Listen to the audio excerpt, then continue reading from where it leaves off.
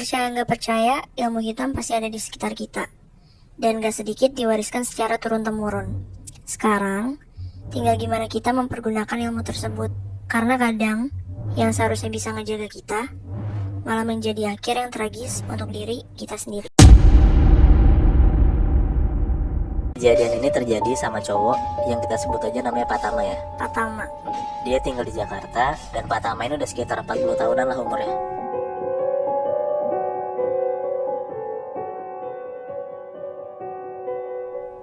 Nah, Patama tuh berasal dari keluarga yang emang Islami banget gitu.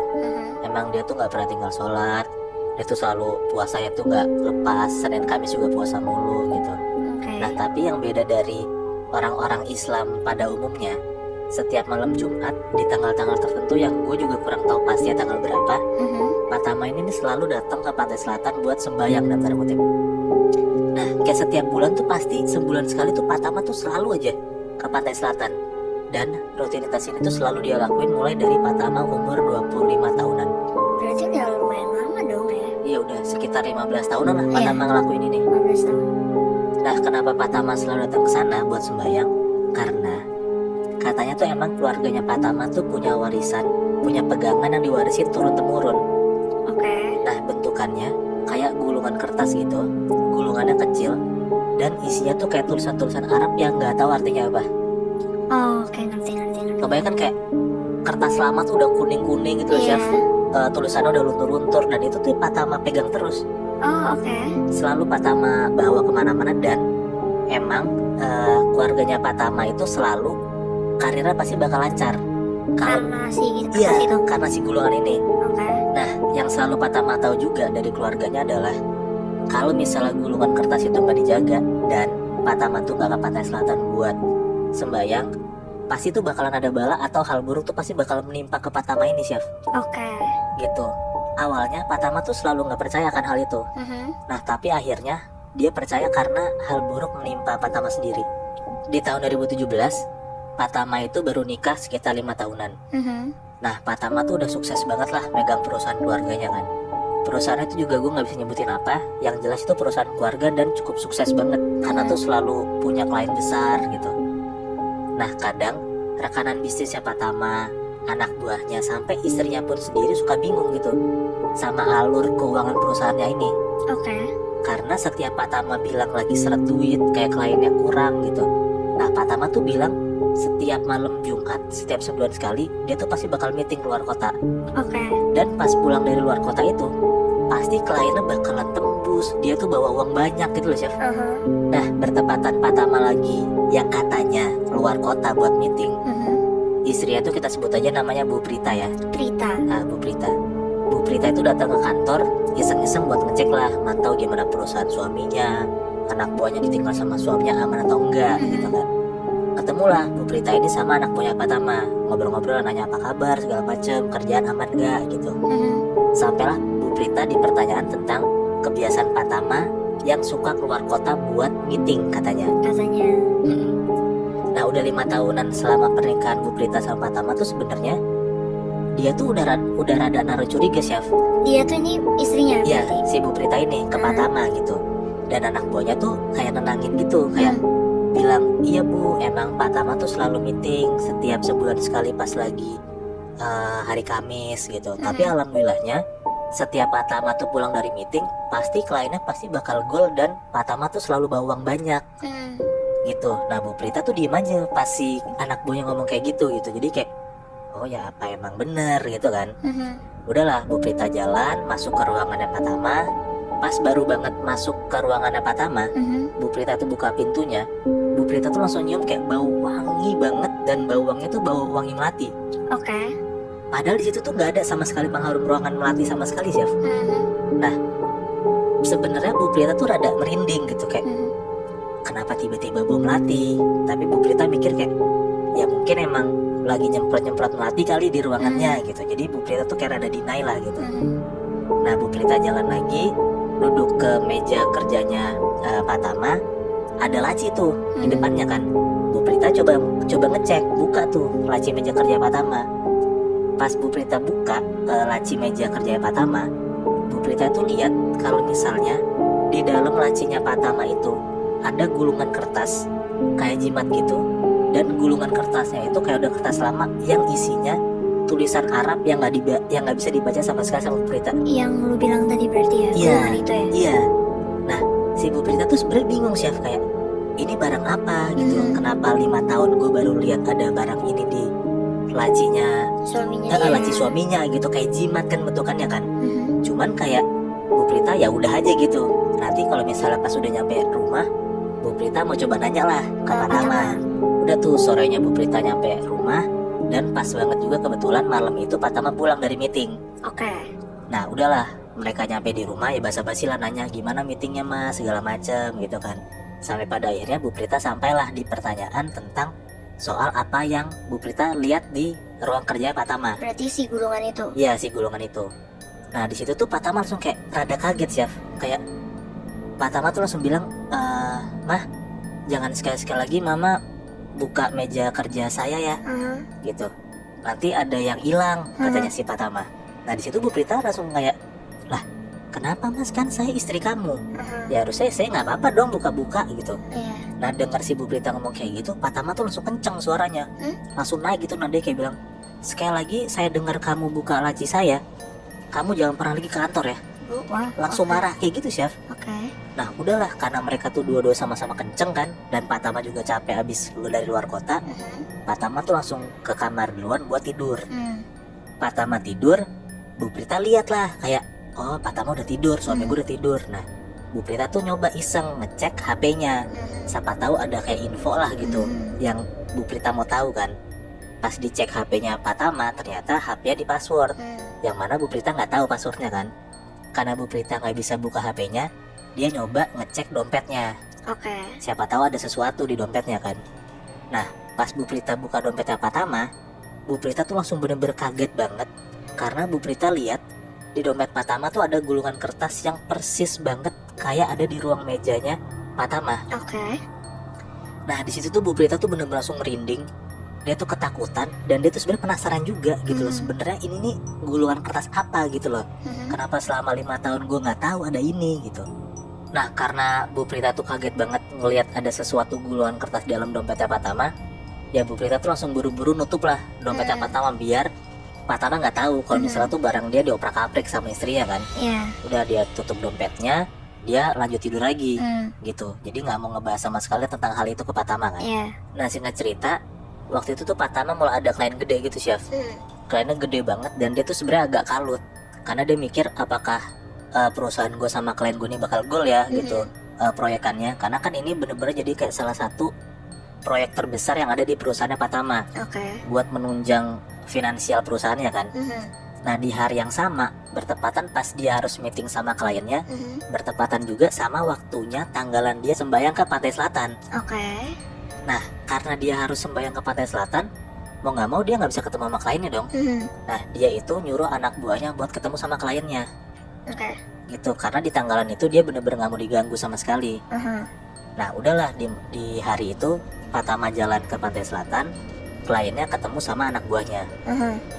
Patama bilang sama anak buahnya nih, kalau misalnya ada apa-apa chat aja ya gitu. Kata anak buahnya iya oke gitu. Udahlah, Patama jalan ke Pantai Selatan. Di posisi di Jakarta itu si kliennya tuh debat sama anak buahnya, karena ini nih bener-bener approvalnya tuh harus langsung dari Patama. Oke. Nah si anak buahnya ini nggak berani buat nge-approval. Apakah ini bakal lanjut atau enggak, ya kita harus nunggu Patama dong. Nah anak buahnya nih ngechatin Patama dari sore nggak dibalas-balas, sampai Isa nggak dibalas-balas gitu. Nah sampai pada akhirnya di malam hari pas Patama tuh lagi sembahyang, udah di kalimat terakhir tuh Patama lagi baca-bacaannya dia, HP-nya tuh bunyi, telepon belum nggak berhenti-berhenti. Nah awalnya tuh Patama nggak mau ngangkat sama sekali Chef, dia mau tetap fokus sama sembayangnya kan. Tapi telepon ini tuh bunyi mulu dan si Patama tuh ngerasa keganggu. Mau nggak mau diangkat lah teleponnya kan. Dan tanpa dia sadar, dia tuh nggak ngelanjutin bacaan terakhirnya gitu, karena dia udah harus fokus sama telepon dari anak buahnya kan. Nah anak buahnya bilang kalau misalnya kepastian ini nih harus ditunggu sampai malam ini nih Pak, gimana segala macam bla bla bla bla. Akhirnya kelar angkat telepon itu Patama mutusin buat balik ke hotel dan nggak ngelanjutin sembayangnya karena dia harus fokus sama kerjaannya kan. Iya. Nah udahlah, malam itu dia nggak ngelanjutin sembayangnya. kebesokan malamnya dia mau ke pantai selatan lagi buat sembayang. Tapi di situ posisinya tuh dia ngerasa kayak perasaannya tuh sama pikirannya nggak enak gitu loh, Chef. Tapi nggak tahu kenapa gitu. Oke. Pas di perjalanan mau ke pantai selatan, tiba-tiba anak buahnya Pak Tama tuh nelpon lagi Pak Tama. Tapi bukan ngasih tahu kalau misalnya kliennya ini gol atau enggak, tapi anak buahnya ngasih tahu kalau misalnya istri Pak Tama, si Bu Prita ini kecelakaan mobil parah banget. Nah keadaannya itu, kata anak buahnya, Bu Prita itu tuh bener-bener kayak kecelakaan mobil, keluar mobil gitu, Chef. Kayak ke depan mobilnya sampai tempurung kepalanya tuh retak. Saking parahnya kan. Nah di situ bener-bener si Pak Tama tuh langsung jadi kalang kabut gitu, Chef. Dia tuh langsung mikir kayak, ya gue harus pulang ke Jakarta buat nengokin istri gue dong. Ya dia jadi nggak mikir buat sembayang lagi dong. Nah sampai akhirnya pas dia tuh ngecek tiket pesawat, ternyata pesawat malam itu tuh udah nggak ada ke Jakarta. Mau nggak mau dia harus balik ke Jakarta tuh besok pagi. Oke. Nah sebenarnya di malam itu dia bisa dong lanjutin sembayangnya lagi, tapi dia udah nggak kepikiran sama sekali, Chef. Dia bener-bener mikirin buat balik ke Jakarta buat ketemu sama istrinya. Iya. Tapi karena nggak ada tiket, mau nggak mau dia balik besok pagi. Nah udahlah, singkat cerita, udah jam 7 pagi kebesokan harinya ya. Akhirnya dia pulang ke Jakarta. Dia nyampe di Jakarta jam 9-an, udah nyampe di rumah sakit, dia nengokin tuh Bu Prita, keadaannya gimana segala macem. Udah selesai nengokin Bu Prita, dia ketemu sama anak buahnya lagi. Nah anak buahnya ngasih tau lah ke Pak Tama ini kalau misalnya klien terbesar perusahaan yang kemarin itu yang dia meetingin ternyata nggak gol, ternyata gagal. Nah dari situ tuh dia bener-bener kebingungan banget, Chef, karena dia harus ngurusin istrinya sampai duitnya tuh bener-bener habis, tapi dia mau nggak mau juga harus tetap ngurusin perusahaannya kan. Nah di situ tuh perusahaannya goyang, istrinya kritis, dan Pak Tama stres banget. Pastilah. Nah Pak Tama tuh jadi keteteran lah, karena di satu sisi dia harus ngurusin Bu Prita mulu di rumah, tapi di sisi lain kantornya tuh juga diambang bangkrut karena nggak dapet klien besar yang tadi kan. Sampai pada suatu malam Pak Tama tuh inget kalau misalnya malam itu adalah jadwalnya dia sembayang. Nah tapi Bu Prita ya masih nggak bisa ditinggal, Chef. Iya. Karena posisinya di situ tuh dia makin parah dan dia makin nggak bisa bergerak sama sekali gitu. Udah rada-rada kayak koma gitulah, tapi masih bisa melek ya walaupun nggak bisa ngapa-ngapain gitu. Nah Pak Tama tuh bener-bener cuma bisa nangis, cuma bisa duduk di kasur sebelahnya Bu Prita sambil megangin Bu Prita gitulah. Nah tiba-tiba pas Pak Tama tuh lagi nangis sambil megang tangan Bu Prita tuh langsung kebangun. Bu Prita tuh bangun, tangannya Pak Tama tuh langsung digenggam kenceng banget. Bu Prita tuh langsung melotot dan Bu Prita tuh langsung kayak nangis tiba-tiba gitu, Chef. Nah di situ ya Pak Tama kaget lah. Kenapa istri gue tiba-tiba kayak gitu kan? Pas Pak Tama tuh nengok ke Bu Prita, ternyata Bu Prita tuh kayak ngomong gagu gitu, kayak Gak gitu. jelas lah Iya ya. kayak komat kamit gitu.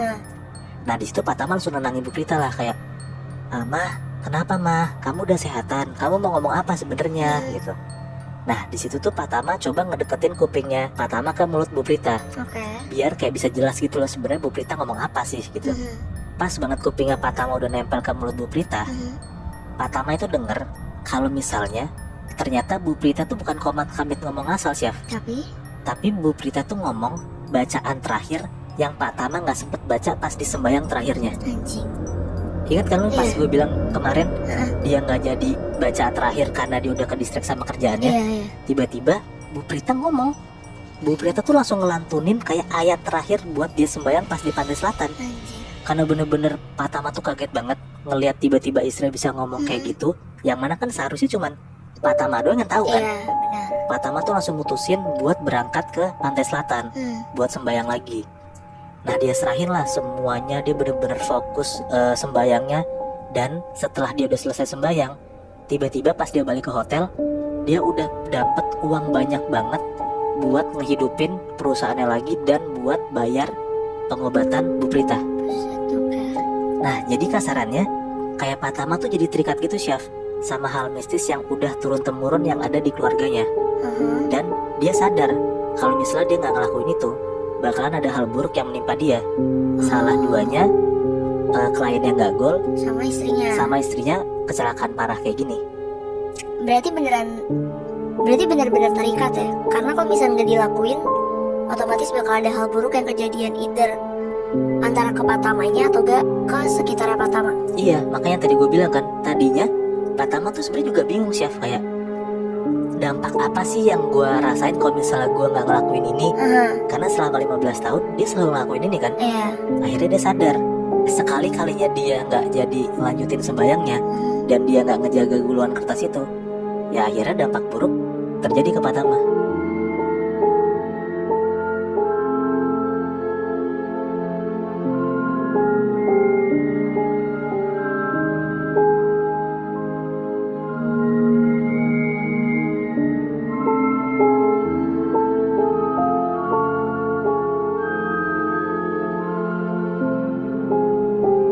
Bisa dibilang keluarga gue emang identik sama hal-hal mistis gitu kan Boy. Dan emang udah dari lama gitu. Kayak dari nenek buyut gue, nenek kakek, bahkan ke atas-atasnya lagi. Nah nenek gue tuh punya adik, panggil aja namanya Wadi. Oke, Wadi ini laki? Iya laki, namanya gue samarin. Nah Wadi ini tuh anak kedua dari 9 saudara. Jadi jatuhnya tuh dia anak cowok pertama gitu dari 9 saudara itu. Nah waktu itu sekitar tahun 90-an, bisa dibilang keluarga gue tuh emang lagi ada konflik keluarga gitu sama keluarga lain, yang notabene keluarga lain ini tuh masih keluarga gue. Walaupun keluarga jauh? Iya keluarga jauh. Nah masalah keluarga ini tuh tentang pembagian tanah, warisan, dan yang masih sama gitulah. Iya. Masalah itu tuh muncul pas banget gak lama dari kakek buyut gue tuh meninggal. Jadi keluarga sana tuh pengen banget ngedapetin semua peninggalan dari kakek buyut gue. Tapi ya karena warisan itu turunnya ke keluarga gue, ya otomatis keluarga gue gak terima lah kalau misalkan warisan itu pengen diambil alih sama keluarga yang sana gitu kan. Keluarga gue memutuskan untuk nyelesain masalah ini tuh dengan cara kekeluargaan. Ya maksudnya diinget-inget masih sama-sama keluarga lah walaupun jauh kan. Tapi ternyata keputusan keluarga gue untuk menyelesaikan masalah ini dengan cara kekeluargaan tuh gak guna lah, bisa dibilang sia-sia.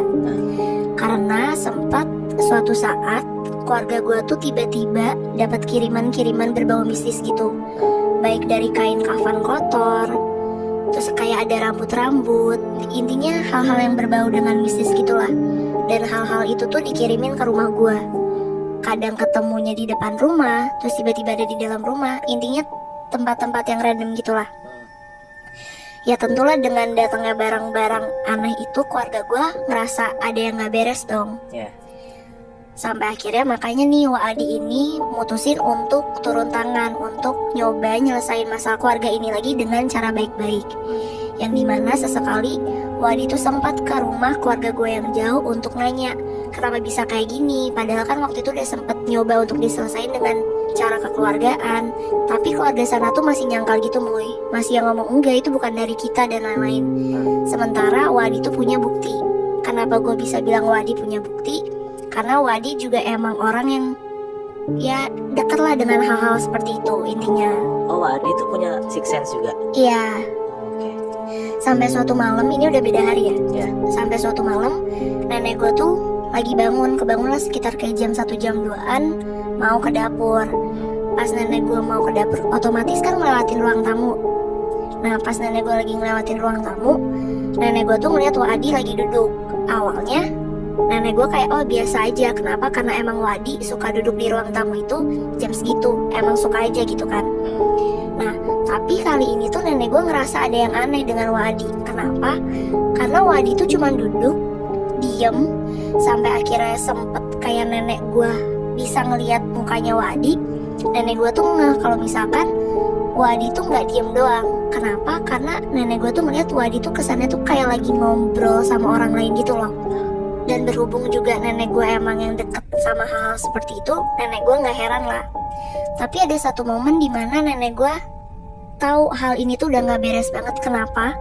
Pas sama nenek gue dicolek Wadi pundaknya, Wadi nengok ngeliat ke nenek gue. Tapi yang nenek gue lihat tuh bukan Wadi. Yang nenek gue lihat tuh sosok, ya badannya masih Wadi gitu, sosoknya masih Wadi, tapi kulitnya tuh hitam banget, mukanya tuh serem sama bertaring gitu Moy. Nah tapi di sini nenek gue tuh nggak ngasih tahu ini tuh wujud apa gitu. Maksudnya nggak dikasih tahu kayak itu genderuwo atau apa. Nenek gue cuma ngejelasin sekedar kayak gitu doang. Nah di situ nenek gue kaget banget, bahkan bisa dibilang panik ya. Walaupun yang tadi gue bilang sebenarnya nenek gue amat sangat dekat dengan Iya. hal mistis seperti itu. Tapi kenapa nenek gue kaget? Karena sebenarnya sosok ini tuh keluarga gue tuh udah tahu. Kenapa? Karena sosok ini tuh pegangan atau bisa dibilang sebagai peliharaan dari kakek buyut gue Oh. yang emang secara turun temurun dikasih ke kita.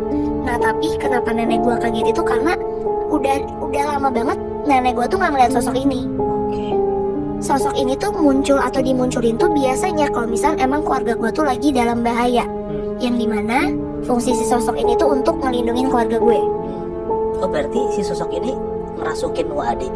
Sebenarnya bukan ngerasukin, jadi tuh yang tadi gue bilang kan, Wadi kan bisa dibilang anak cowok pertama nih dari 9 bersaudara.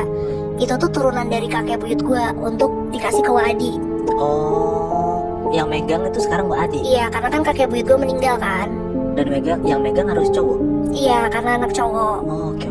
gitu. Iya, iya. Nah, kebesokannya nenek gue mutusin untuk ngobrol berdua sama Wadi untuk ngomongin tentang hal yang semalam. Kok bisa kayak gitu? Kenapa sosok itu bisa muncul lagi? Nenek gue tahu kalau misalkan kakek buyut gue emang ngasih itu ke Wadi, tapi yang menjadi pertanyaan nenek gue kenapa sampai sosok itu bisa muncul. Nah di situ Wadi ngejelasin lah yang dimana intinya kenapa sosok ini bisa muncul karena keluarga kita udah kena bahaya, udah kena ancaman dari keluarga yang sana kan. Karena keluarga sana duluan nih yang ngirimin hal aneh-aneh. Dan di situ posisinya karena Wadi yang dikasih tanggung jawab atas warisan peliharaan itu, jadi Wadi ngerasa ya ini tugas gue untuk ngejaga keluarga kita. Makanya sosok ini dimunculin sama Wadi untuk ngeprotek keluarga gue dari hal-hal mistis yang dikirimin sama keluarga sana. Selang semingguan, rumah keluarga gue tuh nggak ngurang gitu gangguannya yang harusnya ngurang, karena kan maksudnya Wadi juga udah nyoba menggunakan ilmunya dan udah nyoba untuk munculin sosok itu untuk ngejagain keluarga gue kan. Yang harusnya rumah keluarga gue nggak dapet gangguan, tapi ini gangguannya tuh malah makin banyak makin diteror abis-abisan keluarga gue. Bahkan sampai nenek gue yang kena imbasnya. Nenek gue tuh sempet sakit sampai rambutnya tuh rontok. Kalau kita kan ini kulit, ya maksudnya kulit kelihatan normal kan. Ini tuh kayak kulitnya tuh tipis warna merah. Dan nenek gue tuh sampai ngerasa katanya badannya tuh kebakar. Dan kenapa nenek gue bisa kena itu ya karena kiriman dari keluarga gue yang jauh itu. Nah sampai suatu malam nenek gue tuh sempet merintih kenceng sambil teriak ulah, yang artinya tuh kayak jangan. Otomatis Wadi nyamperin dong karena ngeliat kakaknya kayak gitu kan. Di situ Wadi langsung ngedoain nenek gue yang sampai akhirnya nggak lama kemudian nenek gue udah nggak ngerintih-rintih lagi, tapi kondisi badannya masih kayak gitulah, masih yang merah-merah gitu. Nah di situ nenek gue ngomong ke Wadi, ulah gerak bejakan pergi di, yang artinya udah nggak usah dikasih tahu suruh pergi. Nenek lu ngomong kayak gitu? Iya, nenek gue ngomong gitu, yang dimana maksudnya tuh nyuruh si sosok ini untuk pergi. Karena nenek gue tuh udah ngerasa imbasnya tuh ke nenek gue, kenanya langsung ke nenek gue kan. Gak nyampe di hari itu nenek gue tuh ya semakin merasakan imbasnya. Tapi sampai suatu hari nenek gue udah mulai mendingan lah kondisinya. Gue nggak dijelasin kenapa bisanya, tapi intinya karena Wadi ngedoain terus. Nah suatu hari Wadi tuh sempat pergi selama 3 harian, yang dimana keluarga gue tuh nggak ada yang tahu Wadi tuh kemana. Wadi cuma bilang dia pasti pergi selama 3 hari karena ada kerjaan. Ya udahlah dia pergi. Ya karena di otak keluarga gue dan nenek gue Wadi pergi karena kerjaan, ya udah dong normal aja. Tapi pas Wadi balik ke rumah keluarga gue, Wadi tuh perawakannya tuh udah bukan kayak Wadi Wadi tuh kalau misalnya mau tahu dulu tuh badannya kayak gemuk, berisi, rambutnya gondrong, jenggotan. Nah tapi pas dia balik setelah 3 hari pergi itu, badannya Wadi tuh beneran kayak kurus, krempeng. Rambutnya gak full rontok tapi yang kayak pitak-pitak gitu. Badannya juga udah kayak gak keurus, kayak banyak lebam-lebam. Padahal cuma pergi 3 hari ya? Iya, cuma pergi 3 hari. Dan setelah balik itu pun Wadi tuh gak bisa diajak ngobrol. Sebenarnya Wadi tuh orangnya tuh yang amat-amat sangat bawel gitu Yang cuman bisa ngajak ngobrol Wadi tuh cuma nenek gue. Tapi tuh gak bisa kayak kita ngobrol kayak gini. Cuman bisa misalkan nanya abis dari mana, jawabnya udah itu doang. Gak bisa yang kayak dia diajak ngobrol panjang gitu kan. Jadi gila gitu chef? Gue nggak bisa bilang wah gue jadi gila, tapi mungkin bukan jadi dirinya dia aja lah. Nah semenjak yang Wadi pergi juga sama 3 hari itu, akhirnya tuh di rumah keluarga gue sempet dibuatin satu ruangan yang emang khusus Wadi. Ruangan itu tuh dilarang untuk dimasukin sama siapapun kecuali Wadi. Dan Wadi cuman ngebolehin yang masuk ruangan itu selain Wadi adalah nenek gue. Oke. Karena emang posisinya mereka deket kan. Suatu malam dari kamar itu tuh tiba-tiba ada kayak teriakan kenceng banget, kayak orang lagi ngeraung gitu, lu tahu kan? Itu kenceng banget, bahkan satu rumah pun bisa dengar. Tapi nggak ada satupun orang yang berani nyamperin Wadi, karena yang tadi gue bilang, mereka tahu ruangan Wadi nggak boleh dimasukin sama siapapun. Tapi karena nenek gue ngerasa khawatir, kayak ini adik gue kenapa, adik gue sampai teriak kayak gini, dan di situ posisinya nenek gue tahu ini pasti bukan Wadi yang teriak. Akhirnya nenek gue mutusin untuk masuk ke ruangannya Wadi, dan bener aja, pas nenek gue nyampe ke ruangan itu, nenek gue ngeliat Wadi tuh udah kayak tergeletak di lantai, badannya tuh udah kayak banyak sayatan dan berdarah, dan itu tuh beneran di lantai itu genangan darah semua. Dan di situ Wadi tuh lagi sambil megang keris gitu, dan matanya Wadi tuh melotot. Di situ nenek gue cuma bisa langsung ngedoain yang intinya berharap yang terbaik lah buat Wadi. Intinya darahnya dibersihin, Wadinya diurusin, udah tuh diberesin, Wadi dibawa lagi balik ke kamar tidurnya, bukan ruangan itu. Intinya malam itu udah kelar. Dan di situ posisinya tetap keluarga gue yang pada saat itu ada di rumah tuh nggak tahu apa yang kejadian sama Wadi, karena kan yang tahu cuma nenek gue kan. Iya. Dan pas Wadi ditanyain juga yang tadi gue bilang, Wadi nggak bisa diajak ngobrol, jadi percuma juga kan. Beberapa tahun setelah kejadian yang Wadi berdarah itu, Wadi tuh meninggal. Di ruangan itu diketemuin sama nenek gue. Nah di situ nenek gue bilang, lu tahu dong kalau misalnya orang udah ketemu ajalnya kan aturan mah udah yang lewat aja. Ini tuh kayak Wadi tuh susah meninggalnya, kayak ada aja cobaannya. Dan cobaannya tuh nggak cuman sekali 2 kali dalam setahun, tapi sering banget. Sampai akhirnya ya kejadian itu Wadi meninggal lah. Yang dimana awalnya keluarga gue mikirnya, oh mungkin Wadi meninggal karena sakit. Yang mengingat juga kondisi badan yang Wadi gue bilang kan, udah kurus krempeng, udah kayak nggak keurus dan lain-lain. Nah tapi sebenarnya kata nenek gue, Wadi tuh meninggal bukan karena dia sakit, tapi karena dia tuh nggak kuat nerima banyak ilmu-ilmu mistis yang dikasih sama kakek buyut gue, dan bahkan yang dia cari sendiri. Sebenarnya di sini tuh ada hal yang baru banget gue tahu dari nenek gue. Kan di awal gue bilang Wadi ngedapetin peliharaan turunan dari kakek buyut gue kan gunanya untuk menjaga keluarga gue dari hal-hal bahaya di luar keluarga gue kan. Yang dimana sebenarnya tujuan sosok ini tuh baik, bener gak? Bener. Nah tapi di saat dikasih ke Wadi, emang bener mulai awal-awalnya tuh Wadi menggunakannya dengan baik. Emang tujuannya untuk ngejagain keluarga gue. Tapi lama-kelamaan yang tadi gue ceritain, karena keluarga gue terlalu banyak dapat bahaya dari luar, teror-teror, Wadi ngerasa gue nggak bisa kayak gini, keluarga gue nggak bisa kena bahaya, ilmu yang gue dapetin gak cuma bisa segini, ilmunya mesti gue perdalemin. Nah tapi di saat dia ngeperdalam ilmunya itu, dia tuh salah ngeperdalaminnya. Maksudnya? Yang awalnya tujuannya baik untuk ngejaga keluarganya dari bahaya, malah berakhir dia tuh jadi obses untuk menguasain segala ilmu hitam. Makanya jadi bumerangnya kena ke Wadi. Makanya Wadi meninggalnya bisa dibilang ya gak enak dong. Makanya Wadi juga sempat yang berdarah sayat-sayat kayak gitu. Semenjak Wadi obses dengan ilmu-ilmu ini, Wadi sebenarnya tuh sering banget yang namanya dapet teror-teror sendiri ke dianya, dan bahkan kena imbas juga ke keluarga gue. Oh kira gue tuh Wadi meninggal karena kiriman dari keluarga jauh lu Syaf? Enggak, awalnya juga gue mikir gitu. Tapi setelah gue nanya lanjut sama nenek gue, dan nenek gue juga cerita, ternyata bukan karena keluarga sana, tapi karena ilmunya dia sendiri yang dia dapetin itu. Si pegangan yang sekarang ada di Wadi kan Wadi udah meninggal. Pegangan keluarga lo itu hilang juga atau gimana? Pegangan itu tuh selalu ada dari dulu-dulu, dan sekarang tuh kalau nggak salah dipegang sama om gue yang ketiga gitu. Nah tapi karena om gue tahu tentang cerita ini, si sosok ini tuh jadi digunain yang baik-baik aja, bahkan nggak pernah muncul lagi. Seharusnya kan sekarang giliran Syabi ya Syaf? Iya benar. Yang buat cerita kan. Cuman karena Syabi lagi sakit, jadi gue bakalan ngegantiin Syabi buat ngebawain ceritanya dia. Oh berarti ini cerita Syabi? Iya. Oke. Ceritanya Syabi juga berkaitan sama warisan ilmu hitam. Tapi kejadiannya ini ada di Kalimantan. Oke. Di tahun 80-an lah. Lama ya? Iya. Oke. Nah jadi ada seorang cewek, kita sebut aja namanya itu Bu Isma ya. Bu Isma. Ini Iya. disamarin berarti. Disamarin. Bu Isma ini waktu pas tahun 80-an itu sekitar umur 40-an tahun. Nah, dia di Kalimantan tinggal sama ibunya. Yang mana ibunya Bu Isma itu umurnya udah 90-an tahun, hampir 100 lah. Anjir, tua banget. Tua banget kan? Nah, tapi ibunya Bu Isma ini sebenarnya udah sakit-sakitan. Oke. Nah, makanya diurusin sama Bu Isma, berdua serumah kan. Sampai di tahun terakhir, ibunya Bu Isma ini udah makin parah sakitnya. Oke. Tiba-tiba ibunya Bu Isma ini ngomong, "Isma sini ngedekat. Ibu mau ngomong sesuatu." Oke. Gitu. Nah, ya udah, Bu Isma ngedekat, terus ibunya Bu Isma ini ngebisikin.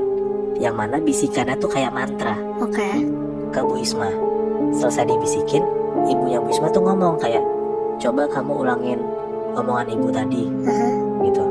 Diulangin lah omongan si ibunya Bu Isma ini sama Bu Isma kan. Baru banget selesai Bu Isma ngelanjutin mantranya dari ibunya ini, tiba-tiba ibunya Bu Isma meninggal. Anjir, langsung. Tiba-tiba aja, Chef. Oke. Puluhan tahun berlalu, tepatnya di tahun 2008. Pas di 2008 itu Bu Isma itu umurnya 60-an tahun, Chef. Oke. Nah, by the way, Bu Isma ini punya 2 anak. Dan waktu itu Bu Isma itu tinggal sama anak tertuanya. Oke. Namanya Mada ya, kita sebut aja. Mada.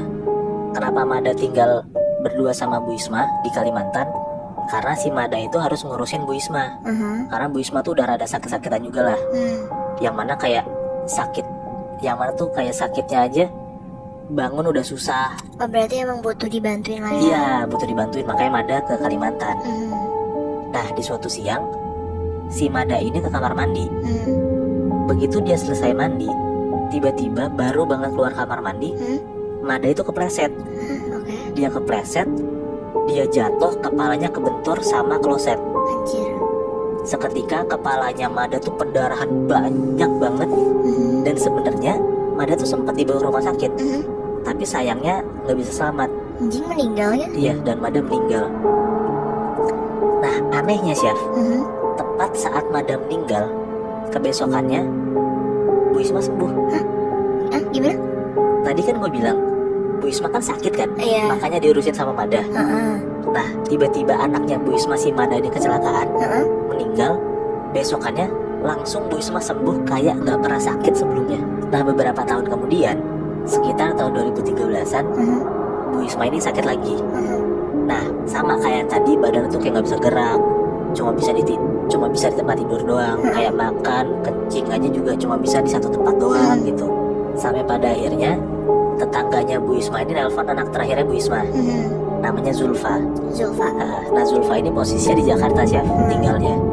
Ngedenger ibunya sakit, ya si Zulfa langsung siap-siap dong Iyalah. dari Jakarta ke Kalimantan. Nah, pas banget hampir selesai siap-siap, tiba-tiba si Zulfa ini sesak nafas, Chef. Kenapa? Langsung dibawa ke rumah sakit lah sama suaminya. Nah, anehnya suaminya tuh bilang kalau misalnya si Zulfa tuh bener-bener nggak ada keturunan penyakit pernapasan sama sekali. Oh, jadi emang nggak ada turunan asma atau Nggak gimana? ada. Nah, di suatu malam suaminya si Zulfa ini coba manggil Ustadz buat ngedoain si Zulfa biar sembuh gitu kan. Nah, tapi begitu si Ustadz ini masuk ke kamarnya si Zulfa, Zulfa itu lagi duduk, lagi nunduk ke bawah, dan yang si Ustadz ini lihat di belakangnya Zulfa ada kayak ibu-ibu lagi ngelusin kepalanya Zulfa. Anjing. Padahal si Ustadz ini tahu kalau misalnya satu rumah cuman Zulfa sama suaminya doang. Si Pak Ustadz ini mau nyamperin Zulfa kan buat didoain. Nah, pas si Pak Ustadz ini nyamperin Zulfa buat didoain, si Pak Ustadz ini ngeliat kalau misalnya si Zulfa ini kayak komat kamit gitu, Chef. Oke. Kayak komat kamit baca apa yang nggak tahu sambil dilus-elus sama ibu-ibu di belakangnya Zulfa. Anjir. Nah, ngeliat kayak gitu, Pak Ustadznya ngurungin diri buat ngedoain si Zulfa. Nah, Pak Ustadznya bilang lah ke suaminya Zulfa buat datang lagi besok. Nah, kebesokannya Pak Ustadznya datang lagi buat ngedoain si Zulfa kan. Udah di kamarnya Zulfa, Pak Ustadz ini nanya kayak, "Zulfa, kamu gimana keadaannya? Udah enak apa belum?" gitu kan. Ya Zulfa bilang, "Udah Tat, alhamdulillah udah enakan." gitu. Si Pak Ustadz ini nanya lagi kayak, "Kamu kemarin ditemenin sama ibu ya?" Zulfa bilang, "Ah, enggak Tat, kan ibu di Kalimantan." Nah, si Pak Ustadz bingung kayak, "Oh, ibu kamu di Kalimantan. Saya boleh tahu nggak ciri-ciri ibu kamu? Nah, disebutin lah sama Zulfa. Kayak ciri-cirinya tuh rambutnya hitam panjang, badannya rada kurus, dan kulitnya tuh udah rada pucat.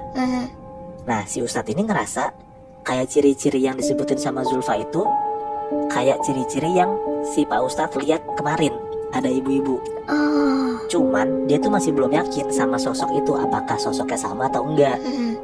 Akhirnya si Ustadz ini nanya, Zulfa, ibu kamu suka pakai kalung permata nggak? Nah, Zulfa bilang, iya Tat, gitu. Karena yang kemarin si Pak Ustadz lihat ibu-ibu yang lagi ngelus-ngelus rambutnya Zulfa itu pakai kalung permata. Nah, di situ tuh Ustadznya nggak mau ngomong apa-apa. Dia tuh nggak mau ngebahas hal yang dia lihat kemarin. Dia langsung lah ngedoain si Zulfa aja gitu. Singkat cerita, setelah didoain sama Pak Ustadznya, tiba-tiba Zulfa sembuh. Tapi di hari yang sama, Zulfa dan keluarga dapat kabar kalau misalnya Bu Isma meninggal dunia di Kalimantan.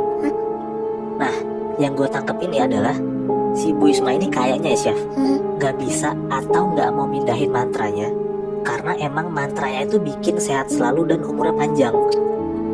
Nah, tapi harus ngorbanin anak-anaknya biar tetap sehat. Berarti anaknya jadi tumbal dong? Anaknya yang pertama yang tadi jadi tumbal kan? Iya. Ya karena anaknya gak diturunin mantranya menurut gue ya. Nah, makanya yang tadi juga gue bilang, menurut gue lagi si Ustadz ini ngeliat kalau misalnya Zulfa komat kamit kan. Nah, kayaknya ya itu tuh saat dimana ibunya tuh lagi kayak ngetransfer mantranya ke Zulfa. Sama kayak apa yang neneknya Zulfa lakuin ke Bu Isma. Transfer mantranya, setelah ditransfer meninggal. Taruh, tapi berarti sekarang kan mantranya di Zulfa. Iya. Berarti nanti suatu saat Zulfa juga bakal ngalamin yang Bu Isma dan neneknya alamin dong. Nah, gue nggak tahu. Kalau menurut gue ya, kalau misalnya emang si Zulfa tuh ngerasa dia mau megang terus mantranya biar dia tuh tetap sehat dan panjang umur, ya kayaknya dari salah satu dari keluarga Zulfa pasti akan meninggal. Nah, gue juga ada satu cerita lagi yang masih berbau-bau tentang warisan ilmu hitam gitu, Moy. Ini gue ceritanya dapat dari teman SD gue namanya Alia. Nah, keluarga Alia itu terutama abahnya atau bokapnya itu emang dikenal dengan ilmu hitamnya yang kuat juga. Karena pada saat itu abahnya udah tua dan emang udah berumur, makanya ilmunya ini tuh diturunin ke abangnya Alia yang namanya Rizky. Suatu hari ada orang yang gak dikenal sama keluarganya Alia tuh datang ke rumahnya Alia. Dari atas sampai bawah tuh bajunya hitam-hitam. Nah, tapi yang ngebuat aneh ini, di saat si abangnya Alia itu ngebuka pintu rumahnya dan untuk menyambut orang ini tuh malah datang marah-marah dan sambil neriakin nama bokapnya Alia gitu. Kayak kesannya tuh mereka punya masalah gitulah. Tapi di situ Rizky nggak mau banyak omong, jadi yang Rizky lakuin adalah Rizky langsung nutup pintu rumahnya dan dia langsung masuk ke rumahnya dan diem aja. Singkat cerita, bokapnya Alia tuh meninggal nggak lama setelah bokapnya tuh ngasih si ilmu ini ke abangnya kan, ke si Rizky. Nah, dan bener aja nggak lama dari hari itu si ilmunya dikasihin ke Rizky, rumahnya Alia tuh sering banget didatengin sama orang yang nggak dikenal pakai baju hitam kayak yang tadi gue bilang. Iya, kalau yang di awal kan datangnya cuma satu orang ya, Moy. Kalau yang kali ini tuh dan berulang-ulang kali tuh datangnya ramean. Datangnya tuh biasanya kayak tengah malam jam 12.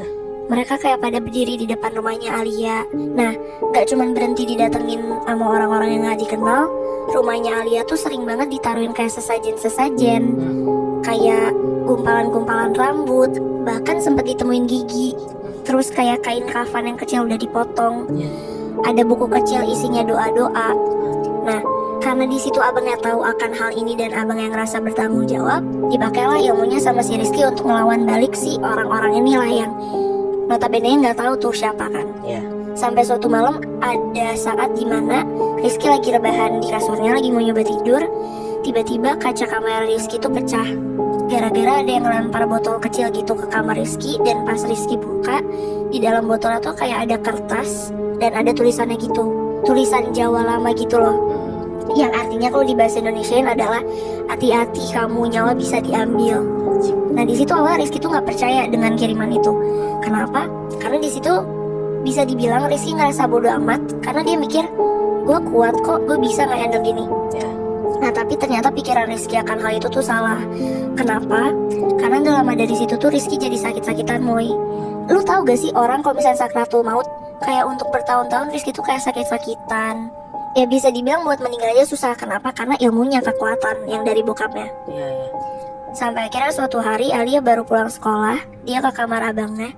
Yang dia lihat bukan abangnya lagi berperilaku normal, tapi yang dia lihat itu adalah abangnya tuh kayak lagi ngeronta-ngeronta gitu mau di kasur. Kayak badannya tuh keangkat, tapi yang lebih nyereminnya lagi kata Alia tuh bukan cuma sekedar ngeronta-ronta, tapi kayak kaki sama tangannya tuh kayak ada yang nahan. Anjing. Jadi tuh kayak abangnya tuh kayak ketahan, tapi badannya tetap gerak ngeronta-ngeronta gitu kan. Alia ngelihat itu, Alia panik, nangis, ngejerit manggil ibunya. Dan pas ibunya nyampe ke kamarnya tuh muka ibunya tuh udah kayak gak heran untuk hal itu tuh kejadian sama abangnya. Ibunya langsung duduk ke samping si abangnya di kasur. Ibunya tuh sambil ngelus kepala abangnya sambil ngomong, "Ibu ikhlas nak, ibu gak tega ngeliat kamu kayak gini. Gak apa-apa kok bang, ibu ikhlas. Alia juga ikhlas. Ibu sama Alia berdua aja di sini. Abang gak apa-apa kok, ibu ikhlas." Beneran tuh gak lama dari ibunya ngomong kayak gitu, ibunya Alia sama Rizky ngomong kayak gitu, si Rizky tuh badannya yang tadinya kayak ngeronta-ronta, ini tuh badannya kayak patah-patah gitu, Moy. Tangannya kebentang kemana, kakinya ngadep kemana, kepalanya ngadep kemana.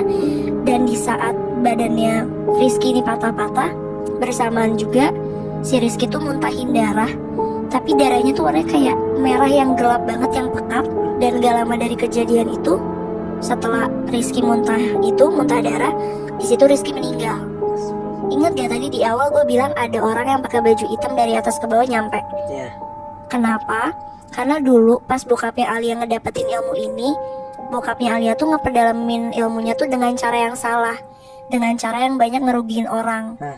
Kayak bisa dibilang dia tuh menggunakan cara yang curang untuk mendapatkan ilmunya yang dia dapetin pada saat itu. Makanya tuh bokapnya si Alia sama Rizky tuh meninggal dengan cara yang gak enak. Nah, bokapnya mikir kayak, ini ilmu yang gue dapet tuh gak segampang itu ngedapetinnya. Makanya lah dia putusin untuk turunin ke Rizky. Nah tapi karena Rizky gak tahu ceritanya kayak gimana, jadi bumerang lagi ke Rizkynya. Jadi kayak sebenarnya kasihan di Rizky karena Rizky malah jadi Rizkynya yang kena dendam dari orang-orangnya, malah jadi kena imbasnya akan perlakuan bokapnya. Anjing sih Chef. Tapi kalau dipikir-pikir, itu karena ulah manusia sendiri gak sih? Iya sih Moy. Ya kan? Di saat dapat warisan ilmu hitam, mereka tuh malah ngerasa serakah dan ngerasa paling kuat sendiri gitu loh. Tapi lu percaya gak? Kalau misalkan, mungkin bisa aja manusia itu mempergunakan warisan ilmu hitamnya untuk perbuatan yang baik. Di Indonesia, kita kenal ada yang namanya praktek ilmu hitam. Orang-orang saling nyalakain satu sama lain dengan cara-cara mistis. Nah Moy, awalnya gue gak percaya sama hal yang gitu-gituan. Sampai akhirnya ada orang yang gue kenal jadi korban. Ya udah, hari ini kita cerita tentang itu aja. 3 cerita yang berhubungan sama ilmu hitam. Cerita yang mau gue ceritain hari ini terjadi sama abang gue sendiri. Jadi beberapa tahun yang lalu, abang gue jadi korban ilmu hitam. Oke. Sampai-sampai gue dan keluarga gue juga kena imbasnya.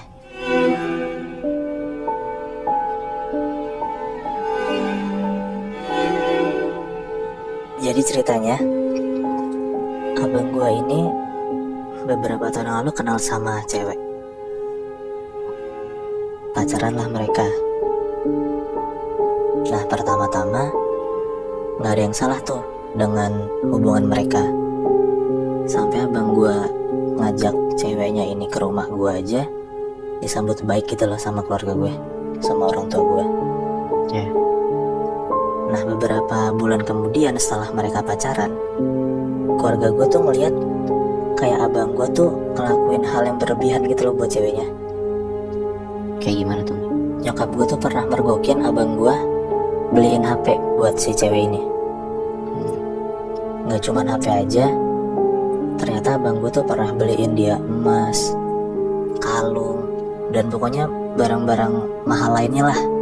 Nah ada suatu hari tuh ternyata abang gue tuh suka ngeluh ke bokap gue kalau misalnya dia itu kayak kekurangan uang lah, gajinya dia nggak bisa nutupin kehidupan sehari-hari dia lah. Sampai pada akhirnya abang gue minjem uang lah ke bokap gue, kira-kira 50 juta. Oke. Waktu itu dia bilang soalnya karena dia nggak ada duit, dia tuh jadi kayak pengen nyoba bisnis gitulah sama temennya, biar kayak muterin roda keuangannya dia lah gitu. Ya dipinjemin lah sama bokap gue kan, karena kan niatnya emang buat bisnis sama temennya. Iya. Nah ternyata nyokap gue tuh ngeliat kalau misalnya tuh uang ini tuh nggak ada hasilnya buat si bisnis ini tuh apa gitu loh. Bisnisnya nggak kelihatan gitu ya? Bisnisnya nggak kelihatan Bi, Oke. Syaf. Nah tiba-tiba nyokap gue tuh ngeliat ke buku rekeningnya abang gue, 50 juta itu nggak cuman buat kehidupan sehari-harinya dia doang, tapi ternyata 50 juta itu ternyata habis buat nge-DP-in mobil pacarnya Demi ceweknya doang. demi ceweknya doang. Ya marah lah keluarga gue kan. Iya. Diingetin lah abang gue sama keluarga gue. Waktu itu tuh kami makan malam bareng di rumah. Nah sengaja juga buat nyokap gue ceritain gimana perasaannya keluarga gue tuh ngeliat ternyata abang gue tuh ngebohongin mereka gitu loh. Abang gue diingetin bukannya malah sadar, tapi dia malah marah banget malam itu Ke orang tua lu. ke orang tua gue. Abang gue ngebentak-bentak nyokap gue. Abang gue sampai mau berantem sama bokap gue karena dia nggak terima kalau misalnya tuh dia dikasih tahu gitu loh. Oke. Sampai ternyata malam itu abang gue ngeberaniin diri buat keluar dari rumah, kabur dari rumah. Nah karena kejadian itu nyokap gue tuh jadi rada bingung gitu loh. Sebenarnya tuh abang gue nggak pernah kayak gini kalau pacaran. Oke. Sampai tiba-tiba kenal sama nih cewek, dan cewek ini bisa merubah sifat dan behavior abang gue ke keluarga gue. Nyokap gue tuh jadi ada firasat buruk lah tentang si cewek ini. Nyokap gue tuh kepikiran apa abang gue itu diguna-guna ya gitu. Nah jadi temennya nyokap gue ini emang punya six sense gitu lah. Orang pintar berarti. Ya orang pinter lah. Nah nyokap gue nanya ke temennya ini, sebenarnya anak gue ini kenapa sih kok dia bisa berani banget ngeluarin duit sebanyak ini buat ceweknya, dan dia itu bisa berani banget ngebohongin orang tuanya. Pas diterawang dalam tanda kutip sama temennya ini, ternyata bener abang gue itu dipelet sama cewek ini. Temennya nyokap gue bilang kalau misalnya emang dari awal cewek ini tuh emang mau ngincar hartanya keluarga gue gitu loh. Oke. Dan yang lebih parahnya lagi, bukan cuman ceweknya doang Bi, Chef, yang emang guna-gunain abang gue, tapi satu keluarga si cewek ini Sumpah. bersekongkol emang cuma buat mau ngambil hartanya abang gue, harta keluarga gue. Berarti udah diincar lama dong. Berarti dari awal sampai keluarga si cewek ini ikut turun tangan buat ngasih ilmu hitam, Chef. Wow. Nggak cuma ceweknya doang dong berarti, Keluarganya juga. keluarganya juga. Nah setelah keluarga gue sadar kalau misalnya abang gue ini kena ilmu hitam karena si cewek ini, nyokap gue tuh bener-bener minta tolong ke temennya buat kayak ngelawan ilmu hitamnya si cewek inilah gitu. Tapi karena temennya nyokap gue itu udah menangkal ilmu hitam ke keluarga gue, tiba-tiba keluarga gue tuh jadi makin kena dampaknya gitu loh, Chef. Maksudnya kena dampaknya? Yang tadinya abang gue doang yang kena guna-guna, belum ada bener-bener hal-hal mistis atau hal-hal aneh yang terjadi di keluarga gue dan rumah gue. Tapi setelah temennya nyokap gue itu kenangkal ilmu hitam itu, Iya. hal-hal mistis itu kejadian ke gue, ke orang tua gue, dan ke rumah gue. Oke, ngerti. Jadi pernah suatu malam nyokap gue itu lagi sendirian di atas pas lagi maghrib, buat sholat maghrib lah nyokap gue. Setelah sholat maghrib, tiba-tiba nyokap gue itu pas lagi berberes mukenahnya, dia ngeliat di bawah kolong kasurnya nyokap gue itu kayak ada buntelan putih, apaan tuh gitu. Oke. Diambillah sama nyokap gue nih buntelan gitu.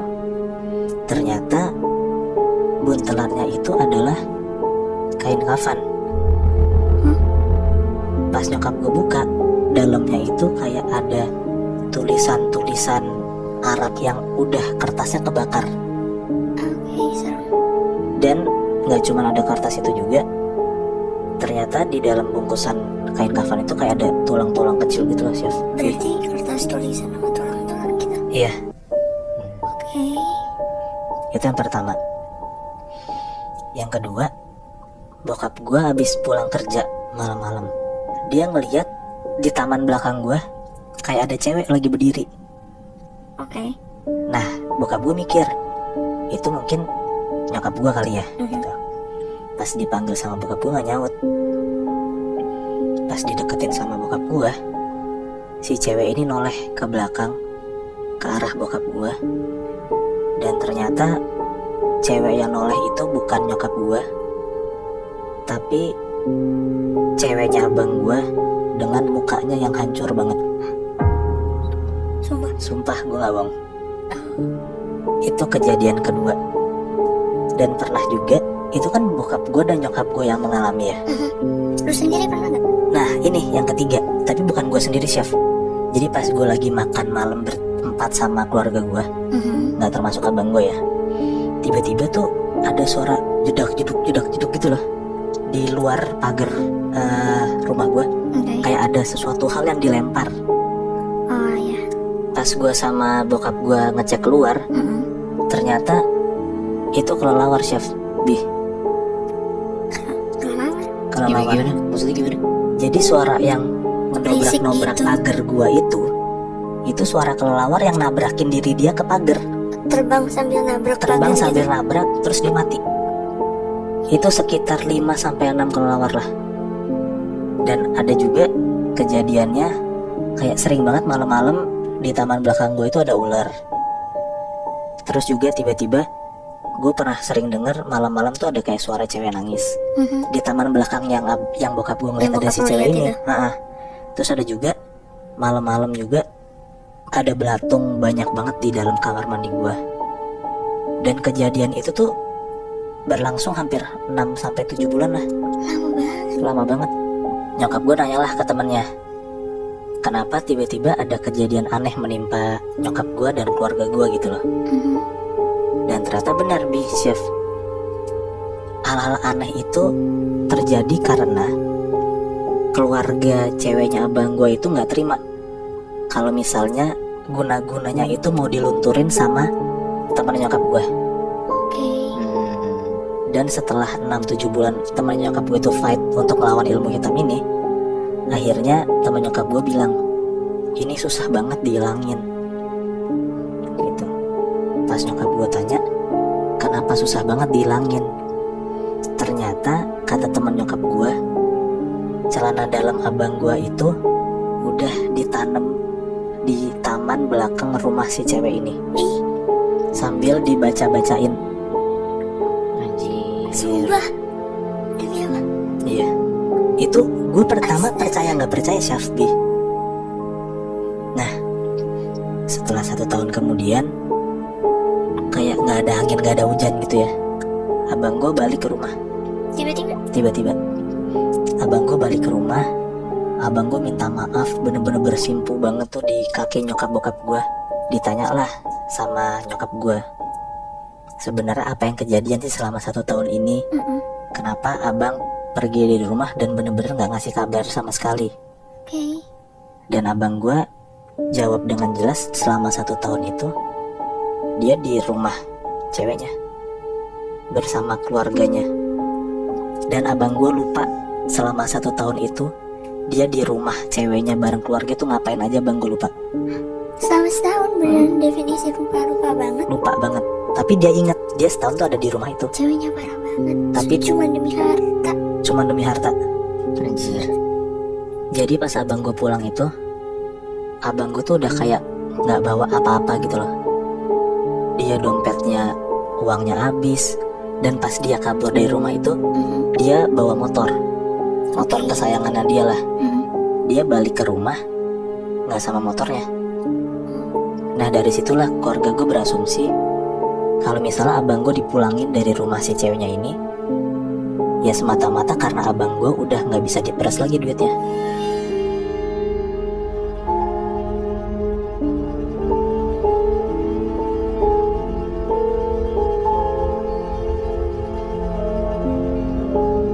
Nah, cerita kedua dari gue. Ini masih ada hubungannya sama ilmu hitam. Jadi ceritanya tuh ada dua orang cewek dan cowok. Mereka pacaran. Tapi mereka pacaran ini beda agama. Yang cowoknya Islam dan yang ceweknya ini Katolik. Oke. Nah, tapi dengan beda agama itu mereka tetap memutuskan buat nikah. Jadi mereka nikah beda agama. Nah, pernikahan beda agama ini ternyata ditentang sama keluarga cowoknya. Karena ternyata keluarga cowoknya ini konservatif, dimana mereka nggak setuju dengan pernikahan beda agama. Oke. Ya udah, akhirnya si cewek dan cowok ini memutuskan buat kawin lari. Akhirnya mereka kawin lari dan mereka pindah ke Jakarta. Awalnya tuh semuanya baik-baik aja, nggak ada masalah segala macam. Dan ada suatu waktu ketika si cowok ini harus kerja. Nah si cowok ini tuh backgroundnya dia kerja di bagian perkapalan atau pelayaran. Gue nggak terlalu paham dia nakoda atau perwira kapal. Intinya dia harus kerja tuh, dia melaut dan dia cuma bisa pulang 6 bulan sekali. Oke. Nah berarti kan istrinya tinggal sendiri dong. Si istrinya ini tinggal di sebuah apartemen lah. Nah beberapa kali tinggal sama suaminya tuh istrinya nggak apa-apa, dia baik-baik aja. Tapi entah kenapa masuk ke tahun kedua, ada satu momen di saat suaminya ini lagi melaut, si istrinya tuh nelponin dia bilang kayak, kamu kapan pulang? Aku nggak ada yang nemenin nih. Terus dia nangis-nangis segala macem. Dan suaminya ini bingung, itu tuh nggak kayak dia yang biasanya. Tapi ya suaminya nyoba nenangin istrinya dan akhirnya dia bisa kerja lagi. Tapi beberapa hari kemudian si istrinya ini sempat nelponin suaminya dan gak diangkat karena suaminya lagi sibuk kerja. Setelah beberapa miss call itu, pas suaminya ngeliat HP, chat terakhir dari istrinya, dia ngomong help. Oke. Karena si suaminya khawatir, akhirnya dia langsung menghubungin orang kepercayaan suaminya. Yang mana orang kepercayaan ini tuh adiknya si cewek ini. Oke. Nah karena background story-nya, si cewek ini tuh sebenarnya yatim piatu. Cewek ini tuh istrinya. Betul, si istrinya ini yatim piatu dan satu-satunya keluarga yang dimilikin sama si istrinya ini ya cuma adiknya doang. Oke. Akhirnya si suaminya ini ngasih tahu adiknya si istrinya dan dia nyuruh buat ke apartemennya, tolong temenin dong, ada apa nih gitu kan, Untuk ngecek lah ya. untuk ngecek. Terus ya udah akhirnya si adiknya ini nyamperin ke apartemennya, dia ketok pintu apartemennya, nggak ada jawaban. Akhirnya didobrak lah apartemennya itu. Dan lo tahu apa yang dia lihat? Apa? Si adiknya ini ngelihat kakaknya udah tergeletak di kamar mandi, mulutnya berbusa, dia udah nggak sadar. Dan di deket kakaknya, dia ngelihat ada pembersih kamar mandi yang udah kebuka dan botolnya udah habis setengah. Anjir, Oke. dia minum gitu nih. Kita bisa simpulin kayak gitu. Iya. Nah atas kejadian itu, akhirnya ya udah dia dibawa ke rumah sakit. Dia dirawat buat beberapa hari dan akhirnya dia membaik. Akhirnya dia udah boleh pulang. Nah cuman semenjak kejadian itu, si istrinya ini tuh gak pernah mau ngomong. Dia susah disuruh makan. Pokoknya dia jadi aneh banget deh. Oke. Nah beberapa minggu setelah kejadian dia dirawat di rumah sakit itu, si suaminya ini akhirnya dapat kabar lagi dari adiknya si cewek. Oke. Dia dikasih tahu, dia ditelepon kalau misalnya istrinya ini masuk rumah sakit lagi Oke. karena si istrinya ini jatuh dari apartemen lantai 3, dari apartemen mereka. Ngejatuhin diri berarti. Dia ngejatuhin diri. Beruntungnya si cewek ini masih hidup, walaupun ya keadaan dia udah parah banget, tulangnya udah patah. hampir semua tulangnya patah dan ya dia udah nggak bisa gerak lah segala macam. Iya. Nah selama di rumah sakit dia ditemenin sama si adenya, jadi dia berdua di rumah sakit itu. Nah di satu malam ada kejadian yang aneh banget. Dalam keadaan cewek ini tulangnya hampir patah semua, dia udah diperban dan kedua tangannya tuh dikasih papan gitu karena patah kan tulangnya. Tiba-tiba si cewek ini bisa berdiri. Dia bangun dari tempat tidurnya. Dia ngambil pisau buah di kamar rawatnya itu. Terus dia nyoba buat nusukin pisau ini ke lehernya dia sendiri. Oke. Untungnya karena dijagain sama si adenya ini bisa nyegah. Oke. Akhirnya si cewek ini nggak berhasil lah buat nusukin pisau ke lehernya dia. Gara-gara kejadian itu, si adenya ini bingung banget kayak gimana caranya kakak gue tulangnya udah patah kok masih bisa bangun, bahkan dia ngelakuin ini udah aneh banget. Secara medis nggak mungkin bisa gitu. Iya. Akhirnya si adenya ini punya pikiran buat manggil orang pintar dalam tanda kutip. Iya. Karena nggak mungkin kakak gue bisa kayak gini. Iya. Dan medis pun nggak berhasil nyelamatin kakak gue istilahnya gitu kan. Ya udah akhirnya si adenya ini manggil orang pintar, dia datang dan akhirnya si adenya ini dikasih tahu sama orang pintar ini sesuatu hal yang ngagetin dia banget. Yang mana dia langsung ngasih tahu ke suami kakaknya. Dia bilang kalau ternyata kakaknya ini punya kecenderungan buat bunuh diri itu bukan karena kemauannya dia, Oke. tapi karena dia ini dikirimin ilmu hitam sama orang. Dan lo tahu siapa orang yang ngirimin? Siapa? Ternyata yang ngirimin itu adalah keluarga si cowoknya. Keluarga cowok ini dari awal kan gak setuju sama pernikahan mereka. Makanya keluarga si cowok ini nyari cara gimana misahin mereka berdua. Tapi di sisi lain, si keluarga cowok ini tuh beranggapan kalau perceraian tuh masih suatu hal yang aib gitu, masih tabu. Makanya keluarga si cowok ini nyari cara gimana misahin mereka berdua tanpa adanya perceraian. Oke. Sampai akhirnya keluarga si cowok ini berkesimpulan buat ngebunuh aja nih si cewek. Oke, ngerti. Jadi lu bayangin aja, lu dikirimin ilmu hitam dari orang tua lu sendiri buat nyelakain pasangan lu.